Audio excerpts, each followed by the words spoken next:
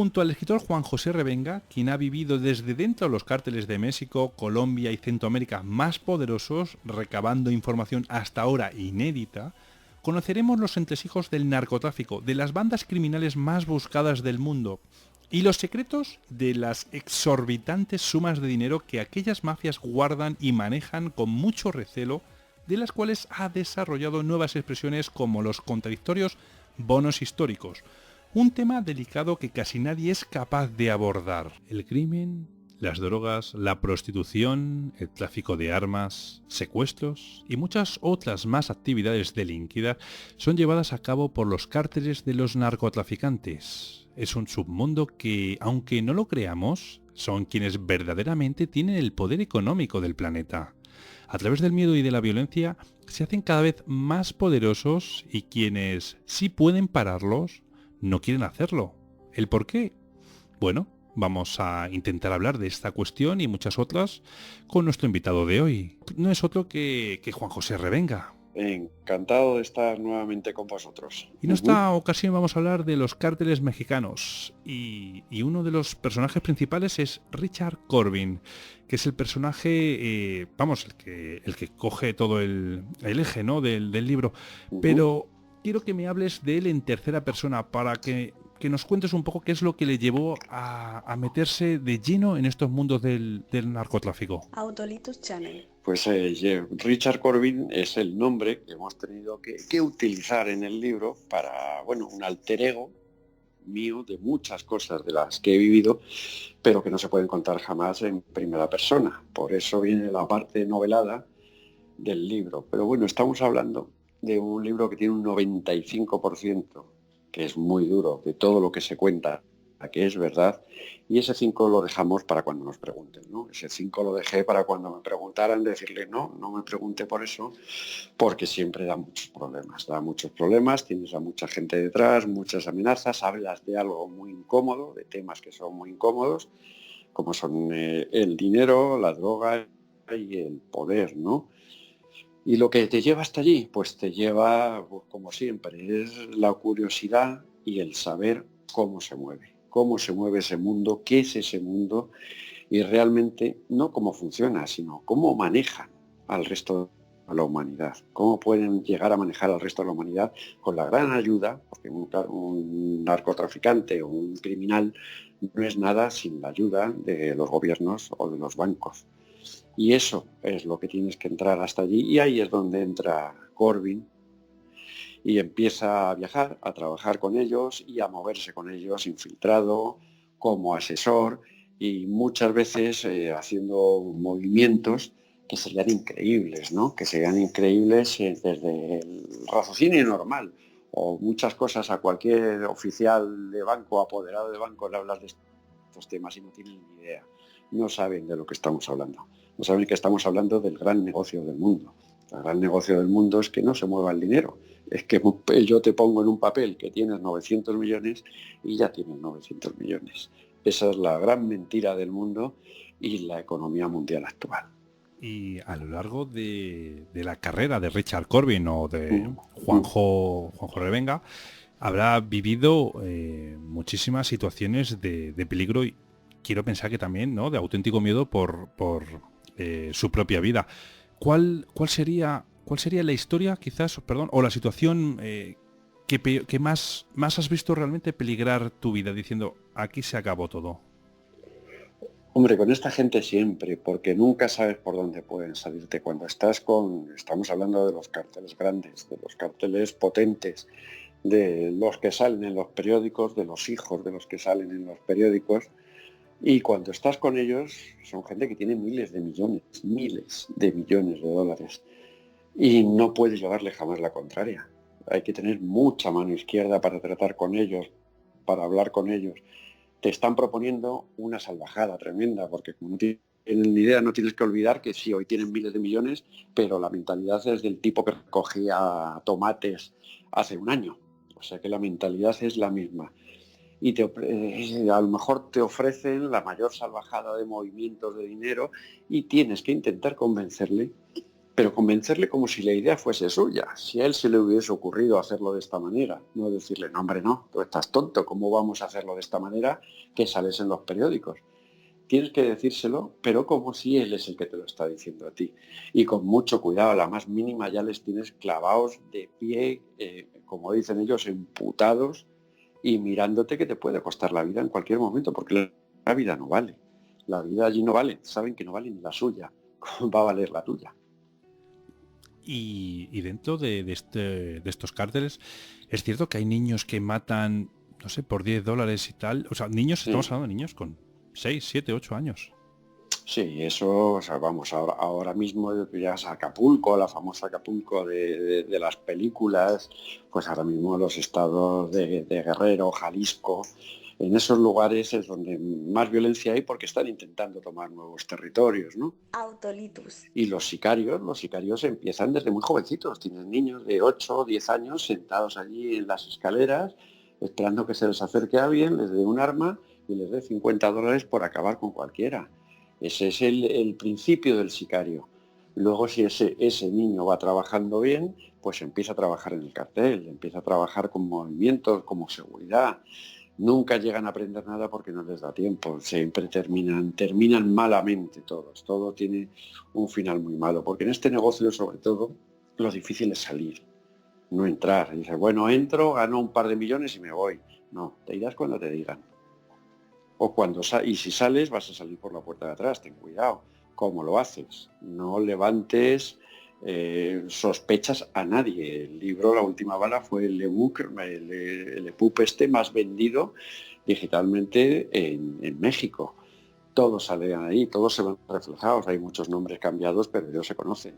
Ellos saben quiénes son, ellos saben quién estuvo con ellos sentado durante años viviendo, conociéndoles, viajando y aguantándoles. Y verles, sentarte a comer con ellos y decir, bueno, déjeme a mí, solamente póngame la botella de whisky y que ya vaya comiendo él.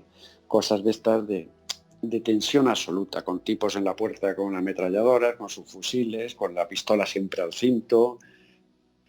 Tienen que demostrar que son los poderosos. Porque el malo no es nada, sino es que no le teman, no, es que no puede permitir que nadie le pueda tomar el pelo, nadie se le pueda subir a las barbas, todos se quieren retirar, todos los malos te dicen, no, yo quiero abrir, como fue la época del Chapo, quería abrir 50 sociedades en todo el mundo, y cuando se le abrió la sociedad 48, cada sociedad metía $50 millones. Dice, bueno, pues ya con 2.500 millones ya me pienso en retirarme, y en la sociedad número 48 fue cuando le cazaron. Le cazaron porque había que cazarle, porque ahí detrás están todos, está el gobierno, están los políticos, la policía, el ejército, todos. ¿Y existe? Pues claro que existe y existirá por los tiempos de los tiempos. Si hablamos de dinero, es mucho más fácil coger el dinero a que te maten a un hijo, te maten a tu esposa, porque nunca te van a matar a ti el primero. Vas a ver cómo van cayendo los demás, pues porque saben que así es como te van a tener controlado. Y esta gente, si tú intentas escapar por la puerta de atrás y te vas a otro país, ¿tienen suficientes contactos como para poder perseguirte allá donde te quieras esconder del mundo? Donde te quieras esconder, nunca tendrás donde esconderte. Esto es como en las épocas del tráfico de dinero, cuando se llevaban maletas, los billetes se llevaban en maletas, que entre los aeropuertos salías por la puerta del avión y bajabas a la pista, ibas con un maletón de dinero moviéndolo por el mundo, ¿no? Pues en aquellas épocas, cuando te daban el maletón, dice, bueno, y si desaparezco con esta maleta y no me vuelves a ver, y se reía el que te daba la maleta, te decía, ¿dónde te vas a esconder? ¿En el Yemen? ¿En mitad del desierto te vas a esconder? Es igual, vamos a tardar más, pero vamos a llegar. Por eso sé que no puedes hacérmela, sé que no me puedes jugar, no me la puedes jugar. Tienes que salir con el beneplácito y que te dejen y que digan, bueno, hasta aquí hemos llegado, me has ayudado, y tienes que salir diciéndotelo a ellos, diciéndote que te vas cuando ellos quieren, o hacerles creer que te vas porque ellos quieren. Eso siempre es la mano izquierda. Sin mano izquierda allí no se sobrevive ni 10 minutos.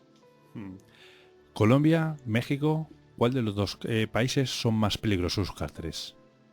Hombre, he trabajado mucho en los dos y con los dos, pero sobre todo es que en Colombia dejaron de traficar y ahora mismo están fabricando. En Colombia se fabrica ahora mismo. Y tú si quieres vender, tienes que pasar por México. Si no pasas por México, ellos controlan ya la venta en el mundo. Controlan toda la, ya no dices el gran cliente, ¿no? El hermano americano. No, no. Si tú quieres vender tienes que pasar por las redes de los mexicanos. Ya trabajan con la vaguera, con la mafia calabresa, están ramificados en todo el mundo funcionando. Tú no puedes vender por tu cuenta, ni puedes transportar, es más, ni comprar. No puedes ni comprar si no están ellos por medio. Y los colombianos lo supieron, actuaron muy inteligentemente después de lo de Escobar, dieron cuenta de lo que había, de que lo que no se puede hacer es aparentar y enfrentarte a un gobierno, aunque el cartel de Cali fue más listo que Medellín, ¿no? El cartel de Cali negoció con el gobierno, pero claro, es que veías que, yo qué sé, la flota de policía de Cali la compraba los Orejuela, los hermanos Orejuela, cosas de esas, o el Chepe Santa Cruz. Fueron otra manera de llevar las cosas y sin embargo el mexicano es mucho más sangriento, el mexicano no perdona. Tú fíjate cuando habían los primeros portes o los portes gordos que se hacían, pues bueno, siempre se tenía en cuenta que si se perdía un porte no pasaba nada, porque el beneficio era tan grande que no importaba perder 200, 300 kilos. Y ahí fue cuando el Chapo Guzmán, cuando empezó a decir, no, no, señores, esto se acabó, aquí no se pierde un porte. Y si se perdía un porte era él el que directamente iba a matarle al tipo que había perdido el porte. Porque algunas veces los detenía el ejército, otras veces lo vendían, otras veces llamaban ellos al ejército. Ahí se acabó. Fue el más inteligente de todos, hasta el final, como siempre, cuando se endiosan, se creen intocables, creen que pueden hacer lo que quieran y es cuando los cazan, como en todo. Cuando estás arriba del todo y te crees Dios, retírate o sabes que estás a punto de caer. YouTube, Autolitus Channel. La vida de un narcotraficante no suele ser muy longeva, pero esta vida es tal y como nos la muestra el cine, o sea, con supercoches, mansiones y demás en series de lujo. Bastante más. Le llaman a las casas, le dicen que están construidas con arte narcorrománico, ¿no? Todos son con columnas, con oros, con grandísimos lujos. Pero cuando te dicen, no, es que el narcotraficante es todo el día de fiestas, todo el día con las reinas de belleza, pues sí, eso lo tienen, pero luego aparte trabajan muchísimo. Están todo el día con las cuentas y como las cuentas las llevan en cuadernos, están todo el día con los cuadernos de lo que han sacado aquí, a quién hay que pagar, si se ha pagado a este, se ha pagado a otro, todo el día están de cuentas y cuando no están de cuentas, están de reuniones con otros, que eso es lo mejor de las reuniones, porque cuando llegas a una reunión, todos están de acuerdo, todos van a hacer, todos quedan en que esto se hace de esta manera, este precio el que vamos a poner, también no van a cumplir nada, porque cuando aprendes que el narco nunca tiene palabra, nunca cumplirá lo que diga.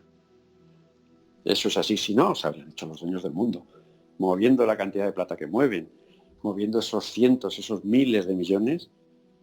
Si de verdad se hubiesen unido en una federación que hubiese funcionado, pero es que nadie lo cumple. Según salen de la reunión ya se están engañando los unos a los otros y ya están pensando en cómo empezar a quitarle una plaza a otro o el piso, porque cobran por el transporte de pasar la droga por un territorio que es tuyo, tienes que pagar el piso, tienes que pagar como un alquiler por pasarla. Solamente por esos corredores. Las guerras son por tener esos corredores, ahí donde está el negocio. Si quieres traer droga de Colombia, de Bolivia, de Perú, tienes que pasar por México y tienes que pasar por cada cártel o por cada zona que pases, tienes que pagar un piso, tienes que pagar un alquiler. Por eso son las guerras, por los territorios. No es porque, hombre, que yo quiero tener esta zona, no. El territorio es porque todo lo que pase por ese territorio te tienen que pagar por ello. ¿Sabemos dónde y cómo empezó el narcotráfico en la historia? ¿Empezó con el Chapo Guzmán? ¿Empezó con Pablo Escobar? ¿Con quién? Hombre, empezó con...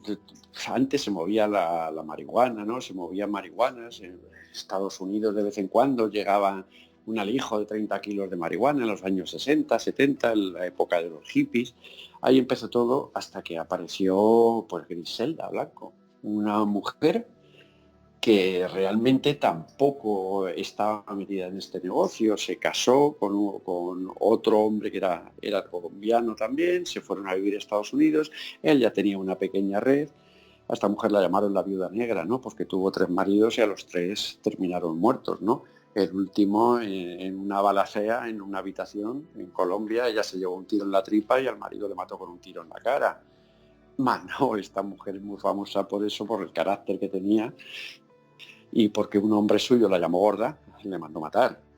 Y esta fue la que empezó en los años 70. Sobre los años 70 empezó con el tráfico ya de la cocaína.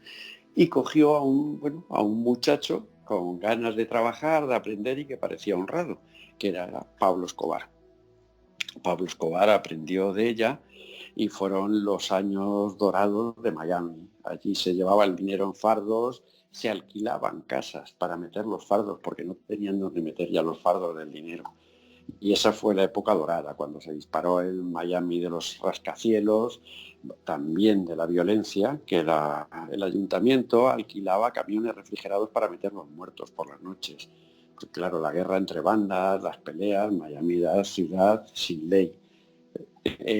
Creo que fue en el 90, toda la policía de Miami terminó en la cárcel. Todos los policías terminaron al final, la promoción del 90 al 91, toda la promoción, antes o después terminaron todos en la cárcel.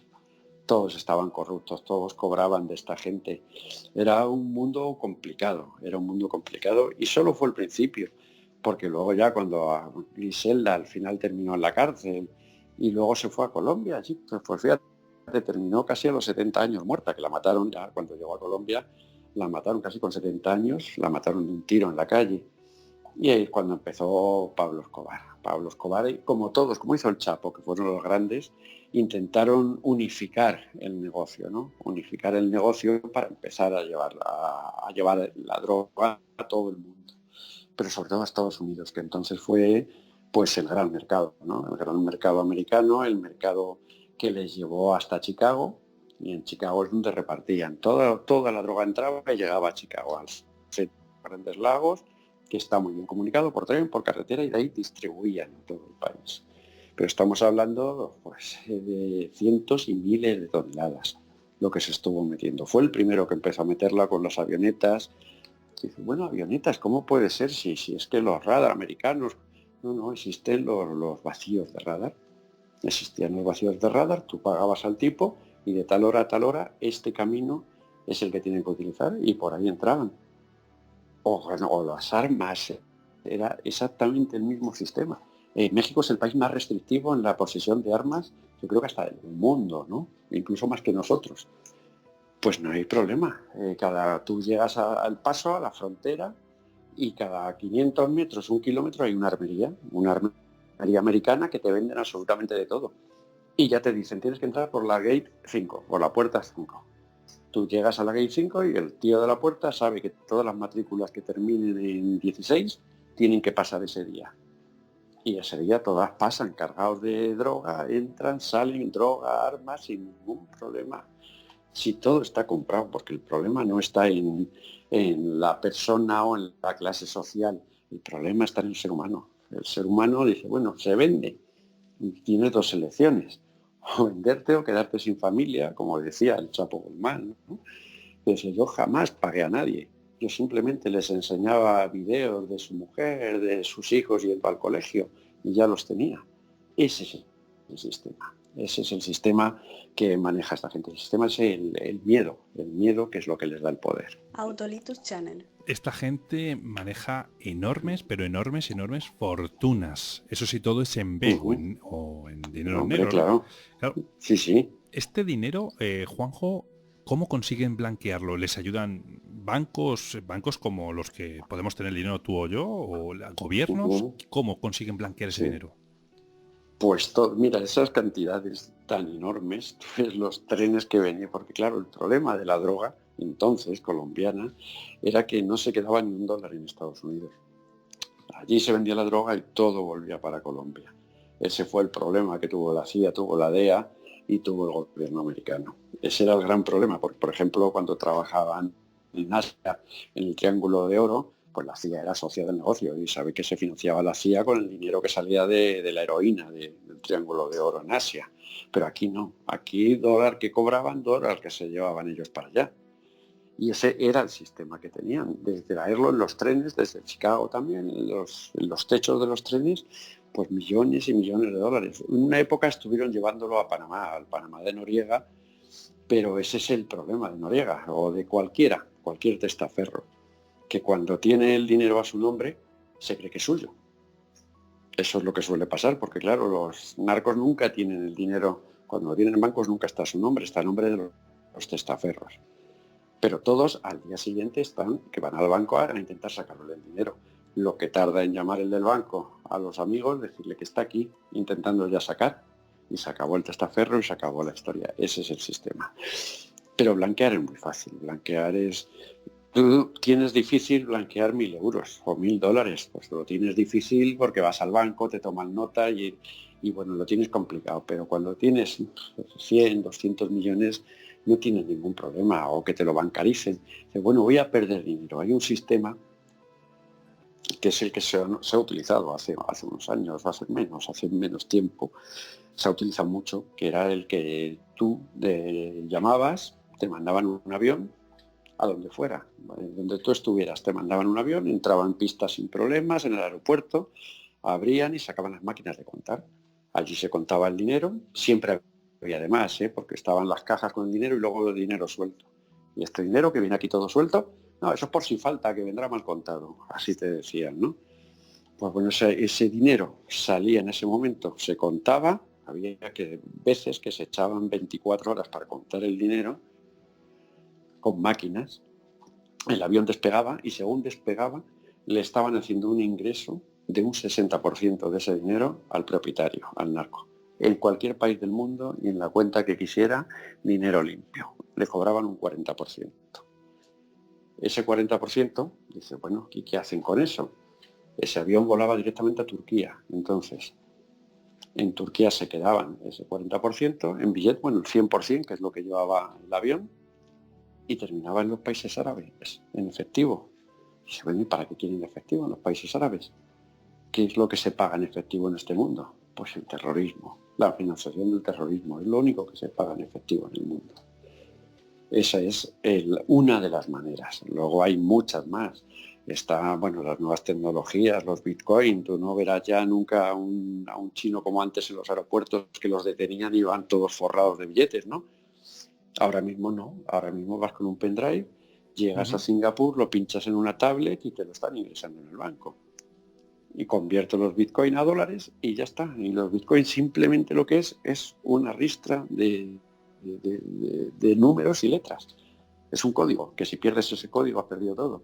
Pero eso es lo único que dice que tienes el dinero de un bitcoin, que puede estar hoy puede estar a lo mejor cerca de los 20.000 euros un bitcoin. O sea que es algo que está muy fácil hacerlo, porque luego colaboran todos los bancos. Tú vas a un banco y lo mismo que te hacen estos señores del blanqueo de los aviones, te hace el del banco. O se compran sus propios bancos, como hicieron también los colombianos, el Banco de la Vivienda, el Banco Agrícola, montaban bancos propios. Porque tú para mover luego el dinero tienes que justificarlo, de dónde lo has traído. Y eso te lo justifica el banco. Tú tienes el dinero en un banco, lo mandas y dicen, al del banco le preguntan, oiga, ¿y este dinero de dónde viene? No, este es de una herencia, es que es un señor muy rico. Es limpio totalmente y lo firma el banco, que es suyo.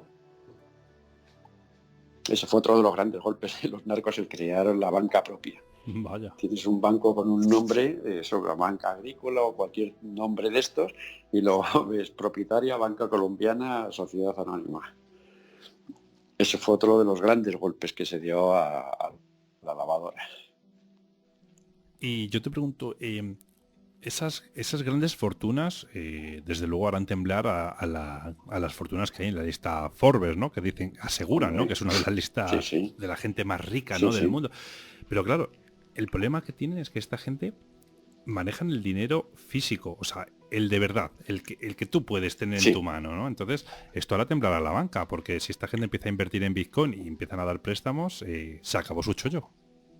Ese fue el problema, ese ha sido el problema, porque claro, estos estaban invirtiendo, estaban comprando Bitcoin y bueno, el mundo se callaba, las criptomonedas todavía no interesaba a la banca, porque la banca es la primera que tiene la trampa para estas cosas, que la banca te dice, no, no, yo no te puedo bancarizar este dinero que viene en sacos, pero tengo este banco terciario que está en tal sitio que ahí sí te lo cogen. Y el corresponsal es él, es suyo, es su banco, es su propio banco, sus propias empresas las que te lo bancarizan y las que te lo mueven ese dinero. Pero claro, que hablamos de cantidades de miles de millones, que tú ves los extractos de cuenta y dices, no puede ser. Es un extracto de cuenta que pone 5.000 millones de dólares en San Salvador. 5.000 millones de dólares, dice, no puede ser. Y el del banco dice, no, no, si es que hay cientos de cuentas de estas. No me digas que no pueden ser, si hay cientos de cuentas. Espérate que lo localizamos, que vemos, que así. Y te lo pueden mover a cualquier parte del mundo. Pero claro, la gran ventaja que tienen estos es que ellos se van a hacer un negocio con la IBM.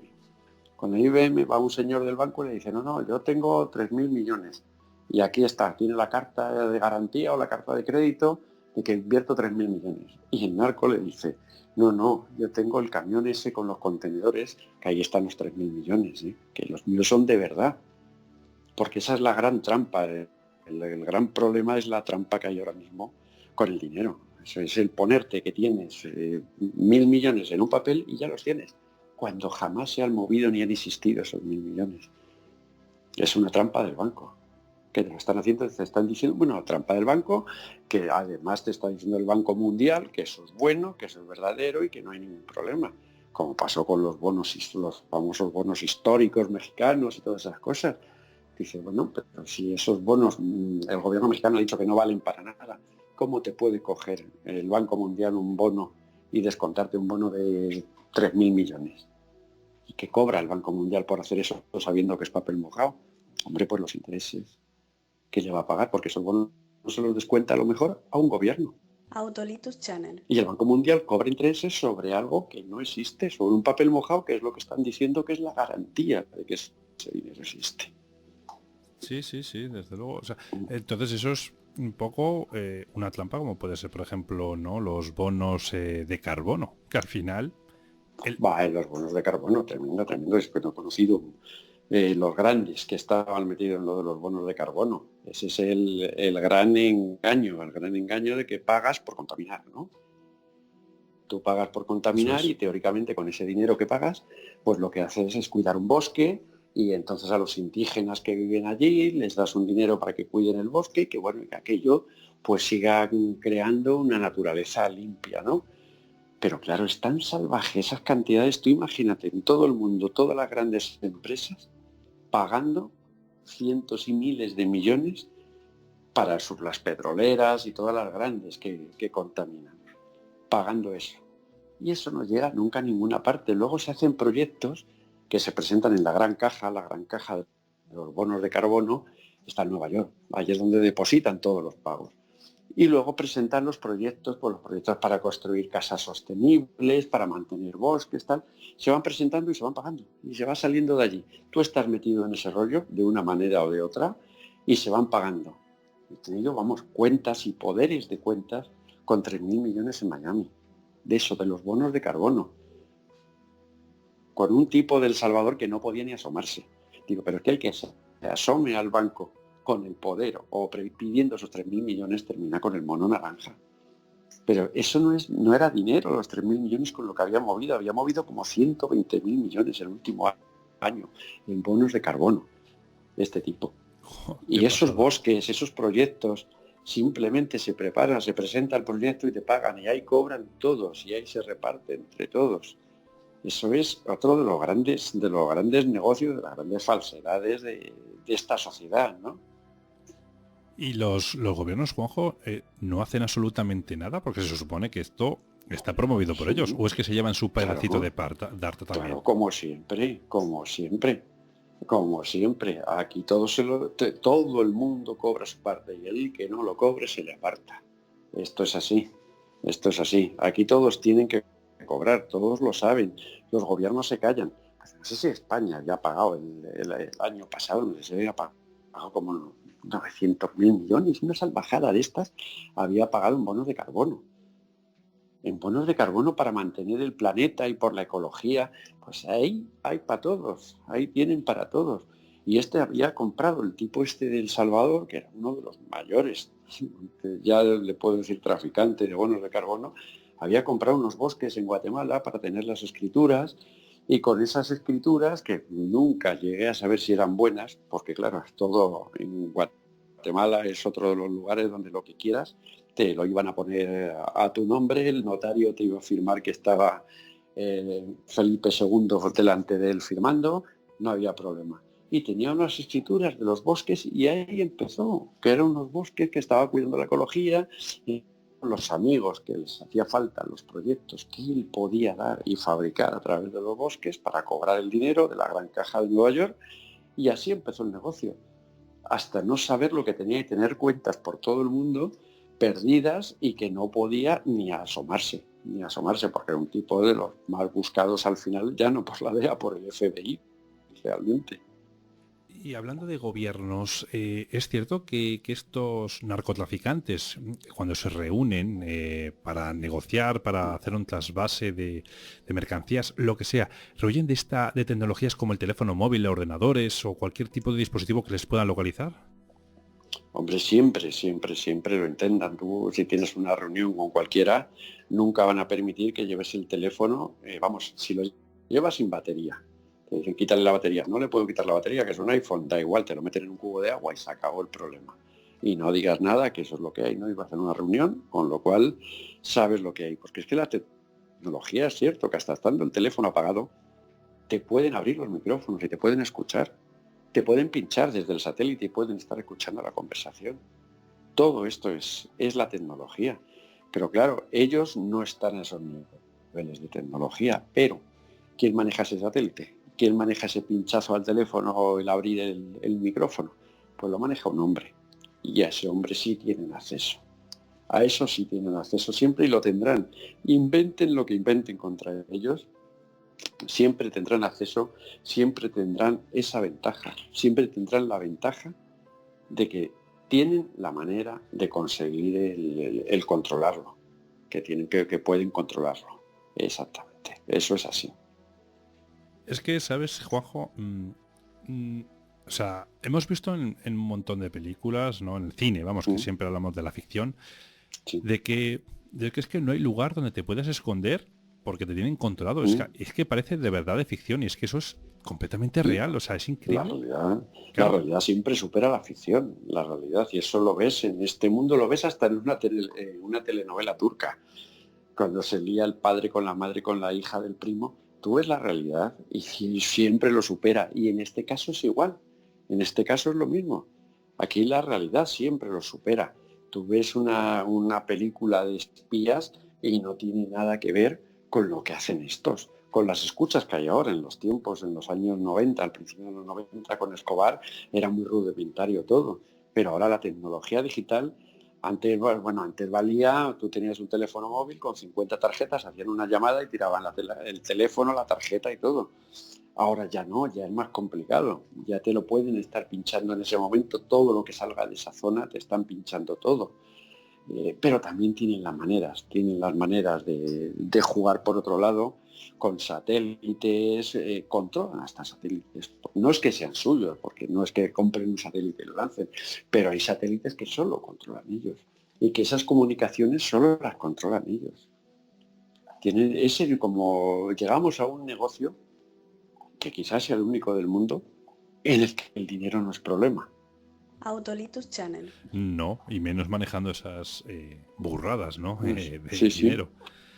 Y incluso recuerdo haber leído también en tu libro de que incluso hacían una involución en la tecnología e incluso llegaban a utilizar aparatos de radio, aquellos walkies, ¿no? Claro, lo cual quise peor y hasta y las palomas mensajeras y el mensaje, eso lo aprendieron de las primeras guerras en Irak, cuando los estadounidenses con toda su tecnología no podían luchar contra la guerrilla. Pues no podían luchar precisamente por eso, porque involucionaron y pasaron del mensaje mano a mano. Escribían un mensaje en clave y lo llevabas en la mano y se lo dabas a un niño, el niño se lo daba a otra mujer, la mujer se lo daba a otro. Y eso era un mensaje en clave mano a mano y ahí la tecnología no servía. Y así es como la guerrilla en Irak o los afganos consiguieron hacer mucho daño a los norteamericanos.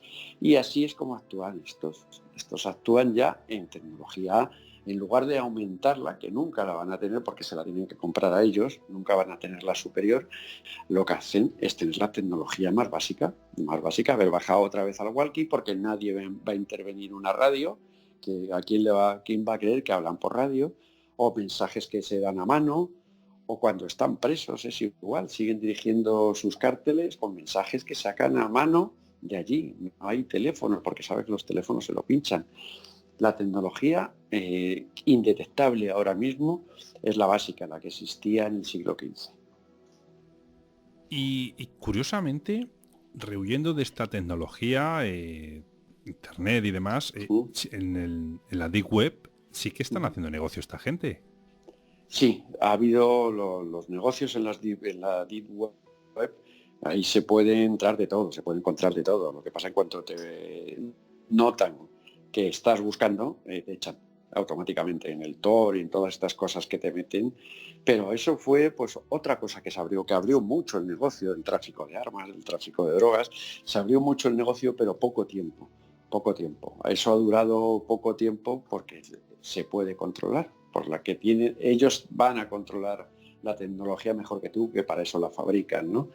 Y muy poco tiempo estuvo durando así y bueno, se sigue prácticamente haciendo como se hizo siempre en las compras por el tráfico de armas o la droga no porque nos lleva contratos, pero en las armas con IRA que firman un contrato y luego ellos se encarguen de pagar, por ejemplo. Se sigue viajando otra vez se sigue viajando a los lugares a ver al cliente, ¿no? Y con la droga, pues han visto que por internet no es el camino, así que lo suyo es montar una red de menudeo, ir vendiendo, que todos van ganando y todos van cortando, porque de lo que te puede costar un kilo o un 80%, que a lo mejor puesto en Tijuana, pues con mucho puede estar en 10, 12 mil dólares, puede estar puesto en Tijuana. Ese kilo al 80% se va a cortar por lo menos 10 veces. Con todo, con estricnina, con bicarbonato, con de todo, multiplícalo por 10 más el precio al que se va a vender luego. Que una cosa de grandes inteligentes, no te digo que son, pero sí que contratan a los mejores economistas y los mejores contables. Porque, por ejemplo, la droga sigue valiendo lo mismo desde hace 15, 20 años, vale lo mismo en venta al público, Sí, sí, sí, sí. porque tienes una clientela que la has fidelizado y no puedes intentar abusar de ello porque te puedes cargar esa clientela. Y me contaba uno de ellos, de los mayores de movimientos de marihuana, me decía el hombre, cuando en Estados Unidos empezaron a permitir la venta en algunos estados, que pues con esto acaban con vuestros negocios si esto lo hacen legal en Estados Unidos. Y el tipo se reía, me decía, pero bueno, vamos a ver, en Estados Unidos tienen que pagar impuestos, tienen que pagar local, tienen que pagar de todo.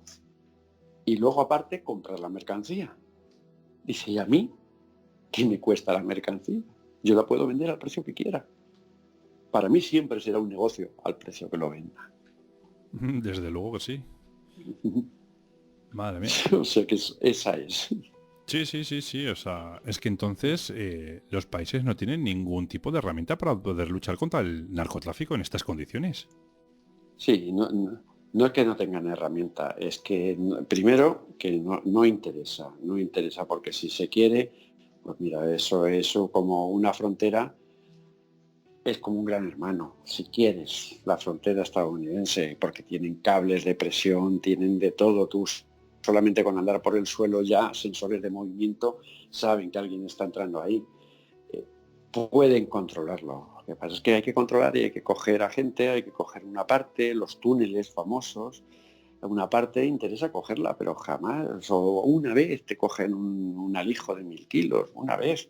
Pero bueno, si han pasado 200.000, bueno, has cogido, se tiene en cuenta que no sé, ni un 10% de la droga que se lleva o que se mueve en el mundo se detecta. Pero claro, hay que detectar una parte porque que si no sería esto, pues como cuando alardeaban de lo que ganaban y las grandes fiestas y los grandes coches y las pistolas de oro, los Colt 1911 de oro, todas esas cosas saben que tienen que cambiar y hacerlo de otra manera.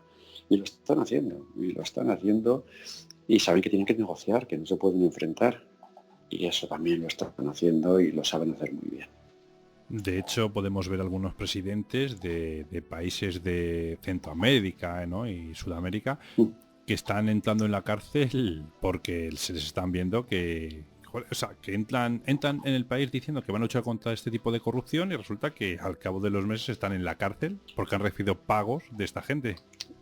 Exacto, pero todos, y lo mismo, yo que sé, en Guatemala creo que son los 4 o 5 últimos, en El Salvador los 3 o 4 últimos, todos terminan en la cárcel, pero por lo mismo, porque se creen que el país es suyo y que pueden hacer lo que quieran y que lo están haciendo bien además, ¿no? Y luego está también los momentos en que dices, está el mundo al revés, ¿no? Que como ahora que han detenido al presidente Uribe, pero hombre, que yo en esos años estaba en Colombia y aquello era terrible en los años que estaba Uribe, que es que no se podía circular por carretera. La gente no podía viajar, tú ibas por carretera y a lo mejor te encontrabas un cubo con un brazo cortado, metido dentro del cubo. Y sabes que tenías que echar el dinero allí, tenías que echar dinero, si no llegabas a la curva y te ametrallaban. O te secuestraban, o los secuestros en Colombia. Era tremendo, que pues, dices, bueno, ojalá me secuestre la guerrilla y me tenga 3 años, pero por lo menos me tienen en mitad del monte. Sí, sí. Porque claro, te secuestraba la delincuencia común y te metían en un agujero en el suelo y ahí te tenían los 3 años. Madre mía. Era tremendo, y eso el mundo al revés. Y con Uribe, pues bueno, se consiguió, yo me acuerdo de una entrevista con él, cuando Uribe en aquellos años, y cuando le digo, bueno, cuénteme cuál es el futuro de Colombia, cuál es la nueva Colombia. Uribe se me queda mirando en el Palacio de Nariño y me dice, ¿qué le cuento yo bueno de mi país? Digo, joder, un tipo que de verdad sí intentó cambiar aquello y lo cambió, porque bueno, se empezó a circular, es que la gente no salía. Tú los fines de semana tenías un tanque que salía por la carretera y tú ibas detrás del tanque para ir a visitar a la familia o la gente que me decía, había un ingeniero de BP y me decía al hombre, me decía, es que compré toda mi vida, ha sido comprarme un rancho. Dice, pero claro, lo he comprado y ahora, antes de llegar a verlo, lo compré por video y que antes de llegar a verlo me dicen que ya ha ido la guerrilla preguntando de quién la ha comprado. Dice, no puedo ir. Vaya. Y luego grandes negocios y grandes criminales, pero bueno, de otra manera, Víctor Carranza, por ejemplo, el rey de las Esmeraldas, ese murió hace 1 año y medio, 2 años, ese fue un gran amigo, ¿no? Y fundador de las FARC, además, las autodefensas, y claro, sabían, bueno, que funda la Santa Defensa para defendernos de la guerrilla, y al final terminabas con los FARC traficando también con droga. Era la pescadilla que se mordía la cola. Dice, somos fuerzas revolucionarias o fuerzas de autodefensa. Pero al final, ¿dónde estaba el negocio? En traficar con la droga. Ellos manejaban la selva, la factoría estaba en la selva y tenías que negociar también con ellos para poder funcionar. O sea que fueron años muy intensos y muy inexplicables. Muchas cosas que ocurrían. Dicen, no puede ser esto que esté ocurriendo o que estén creando fuerzas revolucionarias que lo que van a hacer es sacar el dinero pues de la vía del secuestro y sobre todo del tráfico y las narcofactorías en mitad de la jungla. Autolitus. ¿Y qué me dices de la gente que intenta huir de México, ¿no? Hacia Estados Unidos y que en ese tránsito pueden perder la vida de la manera más simple y más sencilla, ¿no? Porque aquí tenemos el estrecho de Gibraltar, que es el mar quien le puede quitar la vida, pero es que allí no hay mar, allí son las personas quien les quitan la vida. Claro, eso es tremendo. Han dado con mucha gente que saltaban al otro lado y aparte de la cantidad, en torno a los $6.000 que les cobraban, pues bueno, tenían que jugarse la vida por el desierto en el viaje bueno, el de los $6.000, porque imagínate el de los $1.000 como era el viaje. En el viaje bueno les daban una garrafa de 1 galón de agua, 4,5 litros, y ya está, y al desierto. Y a sudar, a sufrir, mujeres, hombres, niños, muriendo, ver morir a la gente que iba con ellos. ver cómo aparecía la migra por las noches, la policía de inmigración, cómo aparecían por la noche si no habían pagado, y deteniéndolos y haciéndoles perder lo que habían ganado. Y de todas maneras te detenían y no es como aquí, es que a ti te detienen y te deportan automáticamente. Te mandan otra vez para tu país. Y es que esa es la gran diferencia. La gran diferencia es eso, que dice, bueno, ya he llegado, he pisado la tierra prometida. No, no, y los que suelen ir allí van a trabajar, además que van a trabajar de verdad, no van a vivir del gobierno americano, van a trabajar de verdad y van a dejarse el alma y sobre todo salir de la violencia. Porque en el momento que tú estás trabajando en la violencia, si quieres salir, sabes que te va a costar la vida a ti, a tu familia o a quien sea, pero no vas a salir sabiendo cómo se mueven, quiénes son y cómo actúan. Hay que hacerlo de una manera que quedes, eso como te he comentado antes, que parece que son ellos lo que te están diciendo vete. Madre mía, vaya templanza hay que tener con esta gente. Oye, y esta gente, luego encima no son muy bien recibidas en esas reuniones, ¿no? Donde existen las grandes élites económicas, aún teniendo mucho más dinero Claro, que ellos. claro, es que todo el mundo habla de los malos, desprecia a los traficantes de armas, de drogas, de tal, a los criminales, todo el mundo los desprecia, ¿no? No les invitaría jamás a la boda de su hija, ya, pero hombre, tenemos que darnos cuenta de que el mundo está como está y vive como vive y tenemos el nivel de vida que tenemos gracias a que existen los malos, gracias a que existe la lucha contra los malos, gracias a que ellos crean guerras y crean movimientos y crean gastos y crean construcciones, porque hacen, bueno, la construcción en Colombia o México está disparada exactamente por lo mismo. El trabajo, todo, gracias a que hay una lucha contra eso, existe la vida que tenemos. Y no queremos admitir que los malos son siempre los malos. Y pues claro que lo son criminales, ¿no? Son los que están al otro lado del filo del cuchillo. Pero muchas veces en los desprecios nos damos cuenta que vivimos de las cosas que ellos hacen. Y, hombre, pienso que malos también son los que le permiten hacer todo ese tipo de Hombre, actividades. claro, claro, y Claro, cobrando, que son hombre. los maravillosos de las grandes fiestas, las grandes reuniones, esos viven maravillosamente un tiempo también porque suele explotar también por esa soberbia, ¿no? Sobre todo por la soberbia de creerse que si me estás dando 10 me tienes que dar 30 porque sin mí tú no eres nada. Así que suele durarles poco tiempo hasta que acaban con ellos también. Se dan cuenta ya, yo sin ti no soy nada, pero hoy sí tengo el poder. Eso hay que saberlo. Eso me lo dijo un muchacho en Medellín que tenía un cartel pequeño, un cartel de 100 millones de dólares. Tenía 23, 24 años. Y me dijo, mira, yo tengo 23 años, ahora mismo en una salsoteca estaba charlando, bebiendo, y me dice, y hoy yo soy aquí Dios, yo manejo los hombres, las mujeres, todo es mío, la vida, la muerte, todo es mío en esta zona, aunque sé que antes de los 30 me van a matar. Ese es el precio que tengo que pagar. Me mataron a la semana siguiente por haber estado hablando conmigo. Autolitus. Madre mía, madre mía.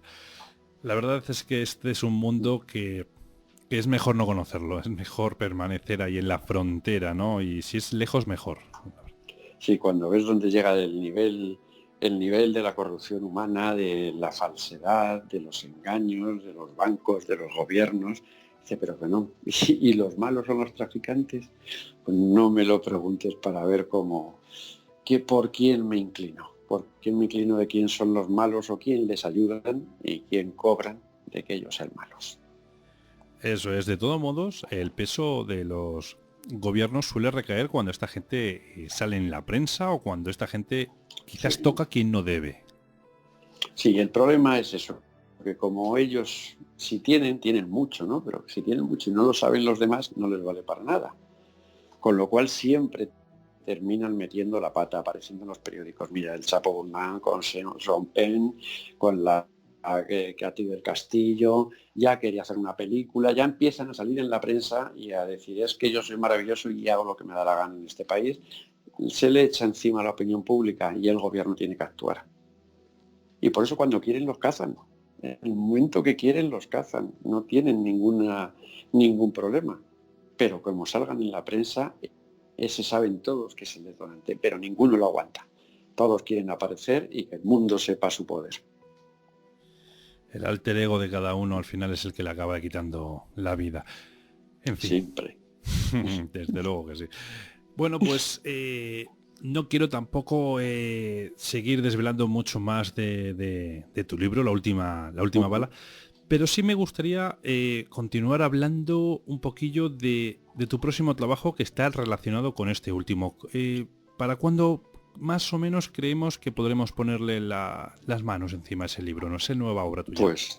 Pues acabo de entregar el manuscrito. El libro se llama Muerte en Medellín y es la segunda parte de La última bala, con negocios en Asia, con los negocios reales además, en Asia, en África, en Marruecos, y ahí se mueven muchas cosas que siempre son reales, por muy increíbles que nos parezcan.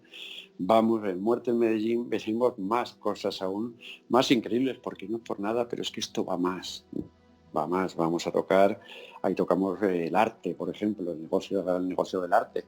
El negocio no está en comprar un cuadro barato y venderlo más caro, no. Es un instrumento financiero, nadie compra un cuadro para colgarlo en su pared.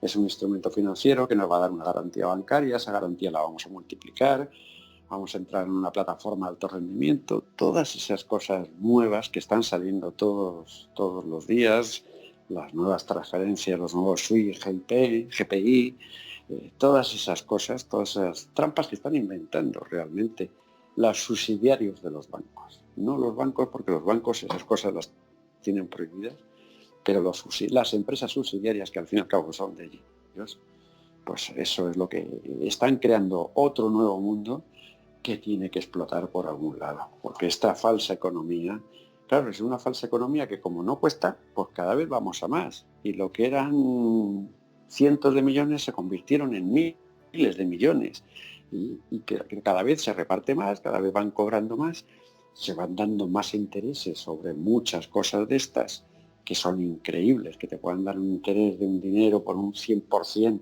Claro, tú imagínate, estos con el efectivo que tienen, lo pueden meter en una plataforma que les da un 100% mensual, por ejemplo. Pues claro, el banco está deseando pillar ese dinero para trabajar con él. ¿Y quién se lo puede dar? Estos señores. Volvemos a lo mismo que hemos hablado antes, ¿no? Son los únicos que tienen el dinero real, y es que son los únicos que pueden hacer este tipo de transacciones. Claro. Pues, por eso te digo. Así que, Juanjo, pues me lo apunto, y cuando ese libro vea la luz... A finales de año yo creo que estará ya en la calle, también con editorial Luciérnaga. Muerte en Medellín, yo creo que a finales de año ya podrá estar en la calle.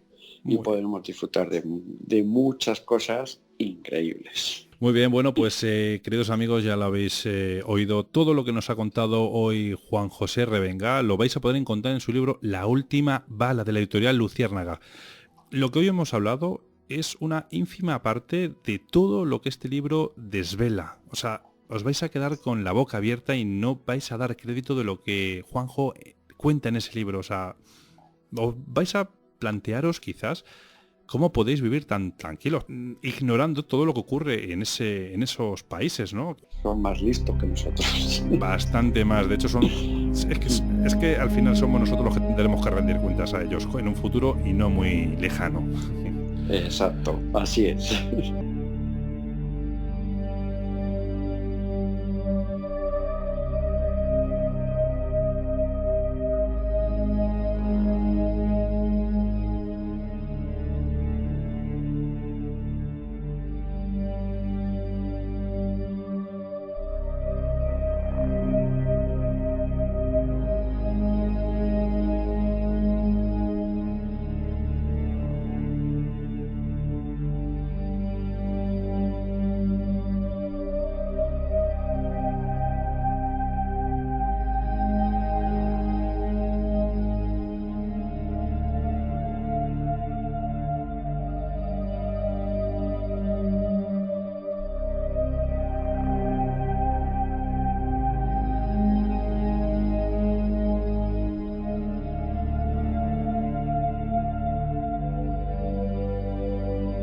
Autolitus Channel.